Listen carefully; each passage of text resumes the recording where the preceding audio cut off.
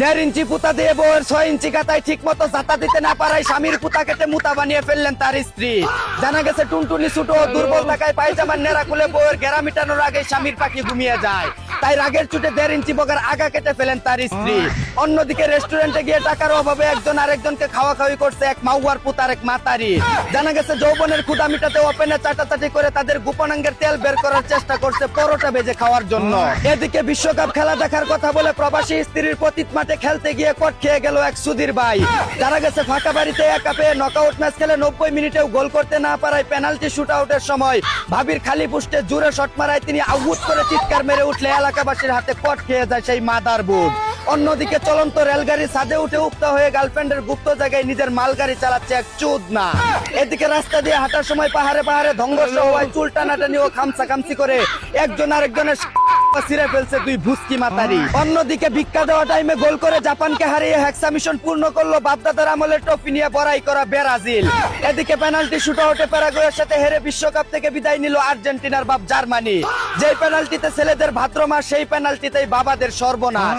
অন্যদিকে মেসিকে একদিনের জন্য কাছে ফেলে চেটে পুটে খেয়ে ছেড়ে দিতে চাই বলে জানিয়েছে বাংলাদেশের এক সেস্কি মাতারি। শালার বেড়া মানুষের জ্বালাই হয়েছে, কেউ হেডা কাটটা ফালাইতে চায় আবার কেউ চারটা খায়া ফালাইতে চায়। এদিকে বিয়ে ছাড়াই 5 সন্তান জন্ম দেওয়া গার্লফ্রেন্ড জর্জিনাকে বিশ্বকাপ ট্রফি জিতার পর বিয়ে করবেন বলে জানিয়েছেন কুষ্টিয়ার রোনালদো। চাচা আপনার বিশ্বকাপও জিতা লাগবে না, বিয়েও করা লাগবে না, মাগনা খাইতেছেন মাগনাই খেয়ে যান। তুই কোনটা কস? আমি তো ওটাই কই।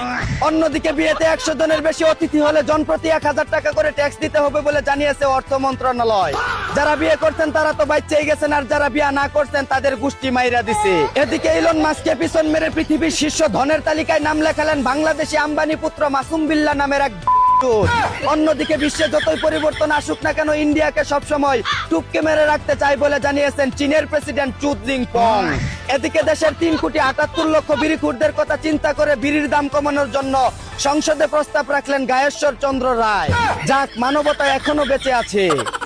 এই ছিল দেশে ঘটে যাওয়া সবচেয়ে দুর্বুদুর খবর। চায়না থেকে আগত মিস্টার চু জিনপিংকে সাথে নিয়ে আমি ছিলাম চিন্তা করো মুজিবর। শুনছিলেন আপনারা আবাইদ্যা টিভির দুঃসংবাদ। এতক্ষণ সাথে থাকার জন্য ধন্যবাদ। ভিডিওটি ভালো লাগলে উড়াদুরা শেয়ার করে দিন। বিনোদনকে বিনোদন হিসাবে দেখুন। ঝাঁকানাকা পেজটি ফলো করে রাখুন।